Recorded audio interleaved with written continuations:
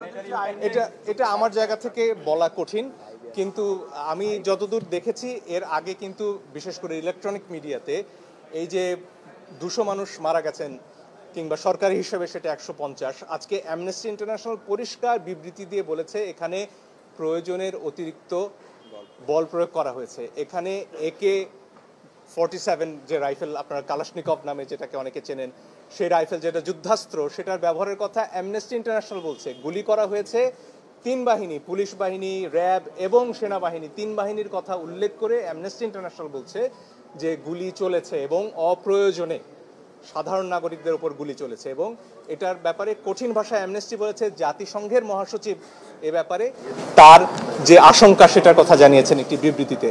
ফলে আমরা যে কথাগুলো আসলে আদালতে বলেছি এটা আন্তর্জাতিক অঙ্গনেও ধ্বনিত প্রতিধ্বনিত হচ্ছে, ফলে এটা নতুন কোনো কথা নয়। এবং তার প্রভাব আসলে আমাদের যে বাহিনীগুলো রয়েছে তাদের মধ্যে পড়েছে কিনা সেটা আমার পক্ষে বলা সম্ভব নয়, কিন্তু এতটুকু জানি যারা মারা গেছে তারা কোনো নির্দিষ্ট দলের কারো সন্তান নয়। বুলেট যখন একটি বাসায় এসে মা তার সন্তানকে ঘুম পাড়িয়ে বারান্দায় এসেছেন, তাকে হত্যা করেছে একটি বুলেট, সে বুলেট জিজ্ঞেস করেনি আপনি কোন দল করেন। এবং আমার মনে হয় আমাদের বিভিন্ন বাহিনী, সেনাবাহিনী, পুলিশ বাহিনী, র্যাব, বিজিবি, তাদের সন্তানরা তো বাংলাদেশে রয়েছেন, তাদের সন্তানরা কি এই যে হুমকি প্রত্যেক নাগরিকের বিরুদ্ধে, যে বাসায়ও নিরাপদ নয়, তাদের ক্ষেত্রে কি এই হুমকিটা কার্যকর নয়? তাদের বিবেকেও কি আসলে এই প্রশ্নটা পৌঁছেনি যে পরের বুলেট কি আপনার সন্তানের দিকে যাবে না? একটা খুব চমৎকার ছবি দেখছিলাম, সেখানে এক শিশুকে গুলি করছেন একজন পুলিশ এবং সেই শিশুটি জিজ্ঞেস করছে বাবা ওটা কি তুমি? সে প্রশ্ন তো আমাদের সবাইকে করতে হবে। আমাদের কল্পনা চাকমার একটি উক্তি ঘুরে বেড়াচ্ছে, সেখানে বলা হচ্ছিল যে পাহাড়ে যে অত্যাচার করা হয় পরীক্ষামূলকভাবে একসময় সেই নিপীড়ন নেমে আসে সমতলে।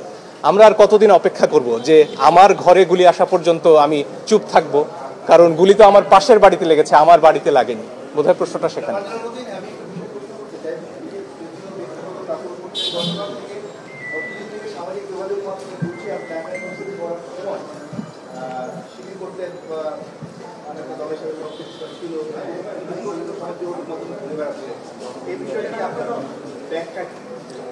এই ব্যাপারে একটা কথা দ্ব্যর্থহীনভাবে বলতে চাই, আমি কোনো সময় কোনো রাজনৈতিক দলের সাথে জড়িত ছিলাম না। তবে আইনের ভাষায় একটা কথা আছে বিলো কন্টেম্পট, যে এমন কিছু কথা আছে যেটার প্রতিবাদ করা আসলে সেই কথাটাকে গুরুত্ব দেয়া। এটার ব্যাপারে একটা খুব সুন্দর, যেটাকে মিম বলা হয়, ভেসে বেড়াচ্ছে, যে একজন বলছেন হার্ভার্ড বিশ্ববিদ্যালয়ে আমি মার্ক জাকারবার্গের সহপাঠী ছিলাম এবং তিনি ছাত্র শিবিরের একজন পদাধিকারী ছিলেন এবং তার মোটিভেশনাল স্পিচ শুনে এতজন সনাতন ধর্মাবলম্বী ধর্মান্তর করেছিলেন। তো আমার মনে হয় এ যুগের তারুণ্য এই প্রশ্নগুলোর, এই কাদা ছোড়াছুড়ির, এই কাউকে রাজাকার বলা, কাউকে শিবির বলা, কাউকে জামাত বলা, এসবের উত্তর দেওয়ার জন্য যথেষ্ট। আমার দিক থেকে ব্যক্তিগতভাবে এই প্রশ্নের উত্তর দেওয়ারও আমি প্রয়োজন মনে করি না। শুনানি হলো না কারণ একজন বিচারপতি অসুস্থ, সে কারণে আদালত বসতে পারে। ঠিক আছে, থ্যাংক ইউ।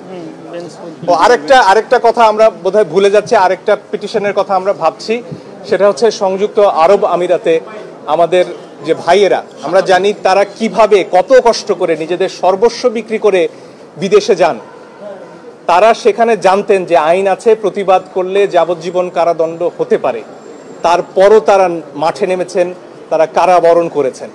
তাদের এই সাহসের প্রতি আমাদের সর্বোচ্চ শ্রদ্ধার কথা যেমন জানাতে চাই, একই সাথে তাদের মুক্তির ব্যাপারে, তাদের ভালো থাকার ব্যাপারে সরকারের যে চূড়ান্ত নীরবতা, সেটার ব্যাপারেও নিন্দা জানাই।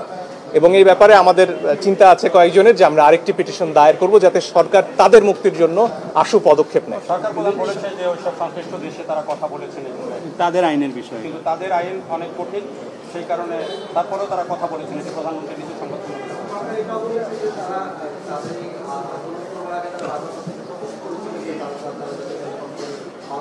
কিন্তু আমার দেশের নাগরিক যখন কারাবরণ করেন কোনো একটা দেশে, প্রতিবাদ করতে গিয়ে, প্রতিবাদ তো অন্যায্য কোনো কাজ নয়। সারা পৃথিবীতে আমাদের যে জাতিসংঘের কনভেনশনগুলো রয়েছে সামাজিক এবং রাজনৈতিক অধিকারের, সেখানে স্পষ্টত প্রতিবাদের অধিকার রয়েছে।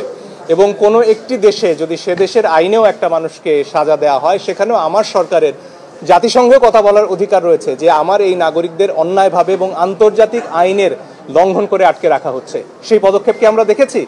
শুধু সে দেশের আইন বড় কঠিন, তাদের জন্য আমার কিছু করার নেই, বাবা আগেই সাবধান করেছিলাম, চুপ করে যাও, কেন চুপ করলে না? এই কি কোনো যৌক্তিক কথা হতে পারে? সে প্রশ্ন আপনাদের কাছে রইল।